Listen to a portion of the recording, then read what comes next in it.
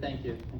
I'd like to share a little bit of my experience on the trip, but for me, it wasn't so much about what we did on the trip. I had a fantastic time on the trip, but it was really about the months leading up to the trip that were so impactful for me.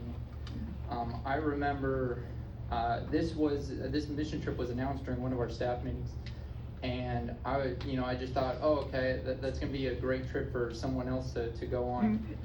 And this was a, if you didn't know, this was a hand-selected team.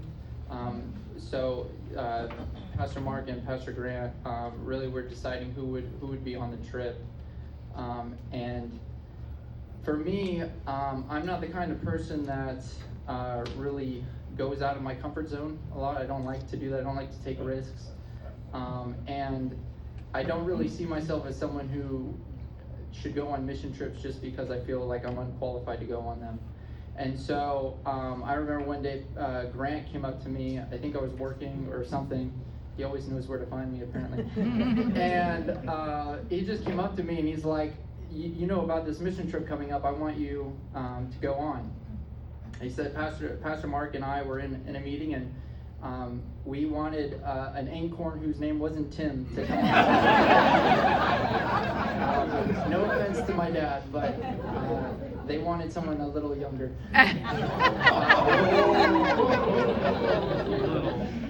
That's right, we had to balance out the age group here. So.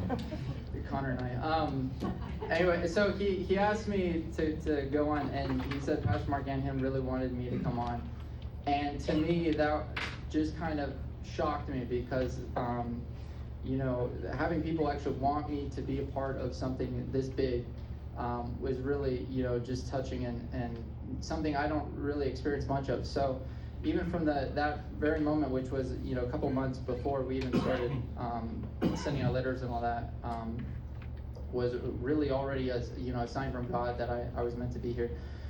And so in those months, even before going on the trip, just planning, coordinating, if you've been on a mission trip, those few months are probably the most important because that's when God really speaks to you and really directs you and really prepares you for the work you're meant to do in His glory. So for me, those couple months were just really so vital for my preparation just to be there for a week. And I'd never been out of the country, I've never been to Europe.